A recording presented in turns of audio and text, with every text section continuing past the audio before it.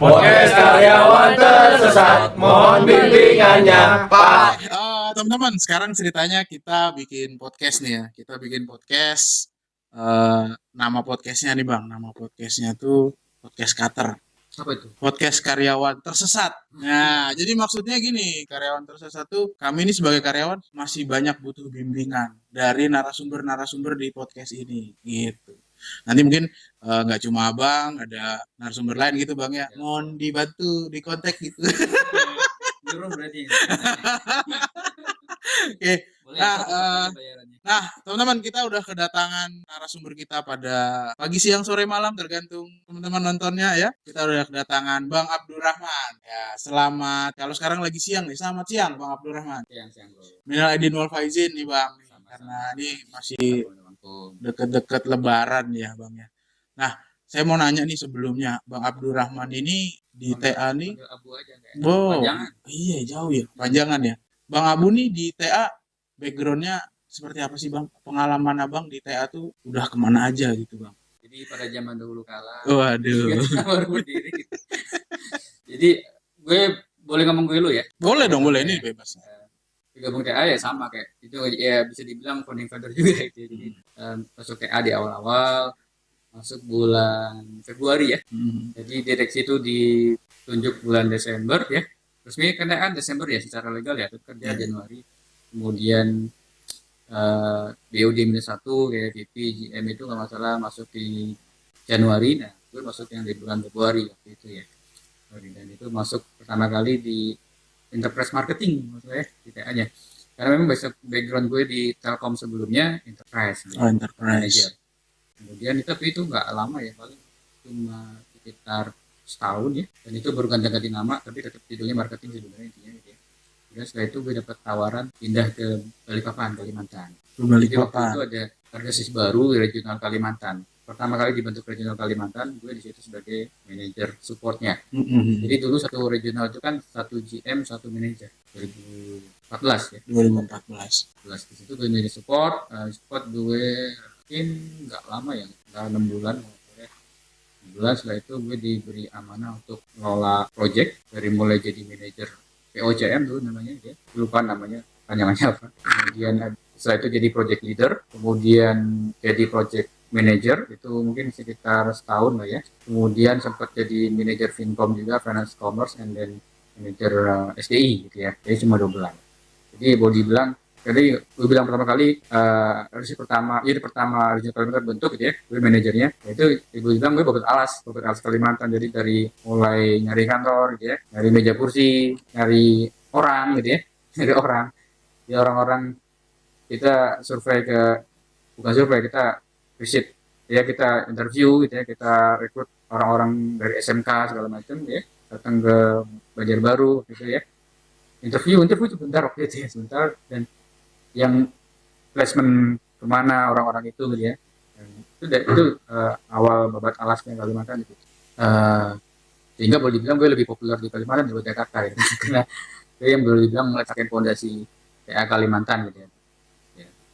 Nah kemudian setelah itu 2 tahun jadi manajer di Kalimantan, kemudian pindah ke Jakarta masuk dulu ke regional ya. Regional itu waktu itu di support juga. Ya, sempat menghandle inventory, procurement, ya, kemudian sempat commerce sebentar. Dan kalau inventory sama commerce sudah ada versi sebelumnya, yang waktu gue masuk itu di Jakarta adalah procurement yang baru. Jadi benar-benar bentuk yang baru di procurement. Jadi yang tadinya cuma procurement itu dalam bentuk nempel di Manar gitu ya, nempel di Manar kayak semacam subordinatnya manajer operation. Nah, pas gue masuk Jakarta berarti tahun berapa? 2017 ya. 2016 itu gue bentuk unit procurement Jakarta. Terus setelah itu Jakarta agak lama tuh, di regional Jakarta ya, agak 1,5 tahun kalau salah. Tahun kemudian masuk ditarik ke HO, jadi di HO di manajer inventory HO gitu ya. Itu sekitar setahunan kalau nggak salah juga. Terus balik lagi ke area masuk ke striker sekarang gitu ya. Balik lagi ke sama kayak di waktu di Kalimantan, jadi manajer konstruksi. Maintenance dulu sebentar, maintenance Kemudian ada penggabungan maintenance infrastruktur ya, jadi konstruksi gitu ya, di Jakarta Timur. Dan sudah enak tuh di area Jawa Timur kan, jadi ke kantor itu deket, bisa berangkat jam 7:30, pulang jam 5:30 maghrib itu sampai rumah gitu ya. Tiba-tiba dipanggil untuk diundang untuk fit and proper gitu ya. Padahal sudah nyaman di Jakarta Timur, kan kita nggak boleh biarkan nyaman. Gitu. Memang kemudian diundang untuk melakukan fit and proper untuk waktu itu sebetulnya tawaran pertama PM Papua itu. Waduh. Naik pesawatnya udah mahal tuh ya. Gue pikirnya bukan pesawatnya, bro. Nyawa bro tawarannya. Udah.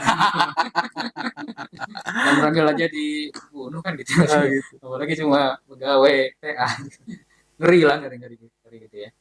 Jadi tawaran itu di awal tahun kalau salah ya, awal tahun 2021 atau akhir tahun 2020 ada tawaran dari salah satu direktur gitu ya. Kemudian dengan segala hormat waktu itu saya sarankan ke beliau memang keberatan dengan tawaran Papua karena tadi, dan saya terus terang menjelaskan ke beliau bahwa lebih ke arah nyawa tadi yang lebih saya takutkan gitu ya.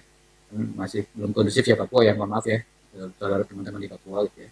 Kemudian yang kedua ya ada, mohon maaf, malaria tadi gitu ya. Jadi ada dua isu yang memang dua-duanya terkait jadi keselamatan nyawa, dan memang dengan rendah hati saya mengakui saya belum siap untuk itu sebenarnya. Kemudian awal tahun ada tawaran Papua gitu ya. Kemudian bulan Maret kalau nggak salah ya, bulan setelahnya ada tawaran lagi dan ikut fit and proper lagi kalau nggak salah tawarannya waktu itu untuk Samarinda ya, akhirnya ikut lah ya, ikut fit and proper gitu ya. Kemudian kalau nggak salah bulan Mei ditelepon, saya lupa bulan April atau bulan Mei, bulan April nggak salah ya, bulan April saya telepon Sandy waktu itu CEO TA untuk siap-siap ke Kalimantan Barat. Wah, saya senang banget, alhamdulillah jadi Samarinda gitu. Kalau orang sebenarnya tahu lah kenapa saya bilang begitu. Alhamdulillah jadi Samarinda gitu ya. Dan berangkatlah ke Kalbar waktu itu dalam kondisi COVID lagi puncak-puncaknya. Wah. 2020 awal, 2021. COVID itu kan melanda Cina di akhir 2020, Desember akhir tahun itu. Masuk iya. Indonesia itu di Maret kalau nggak salah. Kasus pertama Depok 1 itu kan di bulan Maret. Iya. Baru saya dapat SK-nya bulan Mei kalau nggak salah. Benar-benar COVID lagi kencang-kencangnya. Dan berangkat ke sana itu ya tolak hidung aja seminggu 2 kali. Ya. Dan PCR waktu itu masih 1 juta. Iya, kita pakai antigen. Antigen sebentar, habis itu PCR. Kayaknya langsung PCR deh. Antigen ya pernah ya? Kalau di Bekasi kami nih antigen tiap minggu bang, karena kami yang antigen. Iya, kalau buat terbang PCR. Ya, kalau terbang memang harus PCR. Dan masih 1 juta. Iya, masih 1 juta. Dan ya lumayan gitu ya, kita pulang tiap minggu, berarti seminggu saya harus mengeluarkan 2 juta, sebulan berarti 8 juta. Waduh. Buat PCR doang gitu. Dan Kalbar termasuk yang paling konservatif karena pemerintah pusat ketika itu pusat sudah melonggarkan aturan itu gitu ya, boleh nggak pakai PCR gitu antigen. Kalau setahun setelahnya Kalbar terakhir itu masih menerapkan PCR, dan saya sampai pernah batal terbang gara-gara itu. Jadi ketika press release dari pemerintah pusat, oh boleh pakai antigen gitu ya, saya pede kan pakai antigen kan ke bandara. Begitu sampai bandara ditolak karena Kalbar katanya masih menerapkan edaran dari gubernurnya pakai PCR loh. Saya komplain loh, masa aturan Mendagri kalau sama gubernur kan, tapi tetap yang namanya maskapai ya nggak bisa dibantah gitu. Iya sih. Ya. Tapi nggak bisa refund juga tuh. Bukan refund, reschedule akhirnya. Oh, reschedule masih bisa. Ya, alhamdulillah gitu ya, akhirnya bisa lebih lama di Jakarta. Sempat capek subuh-subuh. Tapi rutinitas berangkat dari rumah jam 3 pagi itu sampai bandara jam 4, terbang lagi sampai sana itu lumayan sih ganggu fisiologis badan gitu, tubuh gitu. Karena recovery-nya kan lumayan. Baru bisa tidurnya kan di hari berikutnya gitu ya. Kemudian Jumat pulang lagi, dapat lumayan. Secara fisik ini kalau lihat orang lihatnya seneng bolak-balik terbang, sebenarnya ya enaknya paling cuma sebulan doang terbang. Itu sebenarnya nggak enak, capek ya, capek di badan sebenarnya terbang. Ya, di Kalbar Kalteng itu kalau teman-teman tahu itu sekitar 3 kalinya Pulau Jawa itu kalau kita digabung gitu ya. Iya Kalau sih. bandingin peta silakan digabung. Kalbar aja 1,5 Pulau Jawa gitu ya, apalagi tambah Kalteng. Dan itu 9 bulan, 9 bulan. Setelah itu sebulan akhirnya kesampaian juga tuh saya dipindah ke Samarinda. Walaupun tadinya udah dalam tanda petik bersyukur itu nggak jadi ke Samarinda, tapi memang takdir saya harus di Samarinda. Dan memang takdir saya lah yang harus menyelesaikan masalah di Samarinda gitu ya. Dan alhamdulillah dalam waktu 2 minggu setelah saya dapat SK, ya saya beresin masalah di Samarinda dan sebulan kondisi Samarinda kembali normal. Dan eh, dan dan saya termasuk melakukan perubahan yang cukup apa ya sangat signifikan di Samarinda. Makanya ketika saya pindah keluar lagi ke Samarinda itu boleh dibilang souvenirnya itu sampai sekarang masih ada yang dibungkus itu belum saya buka gitu ya, atau bukan sampai sekarang ya, udah kan setahun yang lalu udah saya bagi-bagiin orang akhirnya daripada nggak kepake gitu ya akhirnya ya. Oke, karena banyak banget ya, sebenarnya banyak banget ya, padahal waktu waktu itu dinas yang paling singkat itu di Samarinda saya cuma 4 bulan tapi souvenirnya termasuk yang paling banyak ya, paling banyak. Dan eh, ya mungkin karena mungkin buat teman-teman berkesan juga di sana gitu ya, karena kan tahun Samarinda itu dalam kondisi yang kurang kondusif gitu ya. Saya sebulan bisa menjaga itu semua dan bisa menormalisasi hubungan antara TR dan ya. Dan honestly souvenir yang banyak tadi saya bilang itu mostly dari orang Telkom malah paling banyak ya. dari personal orang Telkom gitu ya. Jadi paling banyak dari mereka justru malah gitu ya. Dan itu pindah ke Jogja gitu ya. Nah, Jogja ini saya anggap ini reward dari perusahaan kalau buat saya. Oh. Reward. Jadi setelah saya berdarah-darah dalam perlu keringat di Kalimantan, kerja beneran di Kalimantan gitu ya. Saya disuruh liburan dulu di Jogja kayaknya. Jadi yang namanya Jogja, Magelang, Purwokerto dari wisata ya. Jadi ya bayang dong kita kalau kita kerja kayak di Jogja, di Bali kok kayak mau kerja tuh gimana gitu ya. Pengennya liburan terus gitu. Kerjanya liburan. Kerjanya liburan. Ya memang itu ada seni tersendiri di Jogja gitu ya. Jadi ya saya bersyukur ya, alhamdulillah dapat kesempatan di Jogja ya, dapat bisa berwisata gratis ya, bahkan dibayarin pula gitu. Tapi ya, memang di satu sisi juga tetap kita kerja gitu ya, tapi memang kerjanya juga lebih lebih rileks karena memang suasananya agak beda gitu ya. Kalau Kalimantan kan nggak dalam tanda petik kurang tempat wisata, jadi memang mau nggak mau harus kerja, apalagi LDR gitu ya. Kemudian di Jogja ya wisata, ya banyak jalan-jalannya, ya, banyak jalan-jalannya gitu ya. Jadi dibawa enjoy aja di Jogja gitu ya, dibawa enjoy di Jogja. Dan ya karena ini enjoy akhirnya agak lama gitu ya di Jogja 9 bulan, dan akhirnya back to Jakarta gitu ya, Bekasi. Selamat datang di Bekasi akhirnya ya. Angkasa luar gitu ya. Angkasa luar ya. Beda planet. Ya agak ini juga agak ya, ya memang mengharapkan banget balik ke Jakarta, tapi memang agak di luar ekspektasi gitu ya, karena sebelumnya isunya bukan di Bekasi, tiba-tiba dapat saya di Bekasi. Tapi alhamdulillah dapat penempatan Bekasi, menurut saya karena Bekasi termasuk yang terbaik di Jakarta gitu ya. Dan memang setiap area ada tantangannya sendiri-sendiri gitu ya. Kalbar beda dengan Samarinda, Jogja dia beda dengan Jogja, dan ini Bekasi saya ditaruh di tempat yang dalam tanda petik istilahnya orang ngomong, ngapain kamu di situ di Bekasi, udah bagus kok gitu ya.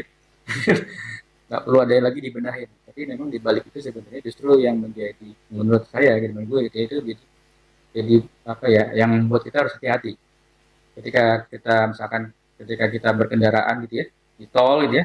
Tol itu kan stabil Iya. kecepatannya, stabil ya, kalau kita stabil terus tuh kayak ngantuk kan, Iya sih. dan loss itu, dan ngantuknya bisa kita nggak sadar, dan ngantuknya mungkin bisa cuma 30 detik gitu ya, atau 20 detik, tapi bisa fatal. Dan itu yang saya alami di Bekasi sebenarnya. Jadi teman-teman yang melihat seperti itu, apa sih, ketika teman-teman merasa dalam peak performance gitu ya, merasa dalam peak performance, apalagi slogannya waktu itu kan Bekasi juara ya, Iya. juara, jadi merasa dalam zona nyaman. Iya. Dan saya pakai rumus saya pribadi, dan gue sampaikan ke teman-teman deh, gue kalau berkendara di tol dalam keadaan tol itu stabil gitu, nggak rusuh gitu ya, dan merasa ngantuk. Apalagi kalau waktu gue di Jawa kan banyak perjalanan darat tuh. Betul. Ya, sering gue bolak-balik Jakarta Jogja nyetir sendiri gitu ya, sendiri. Jarang sekali setirin malah kalau Jakarta Jogja, dan itu biasanya gue berangkat subuh gitu ya dari Jakarta karena menghindari macet juga. Dan itu memang ngantuk. Apalagi kalau selepas Cipali kan ya. Tol-tol yang Jawa Tengah itu kan sepi gitu ya. Iya. Kita kan kecepatan stabil gitu ya. Dan stabil itu ngantuk, nyaman gitu ya.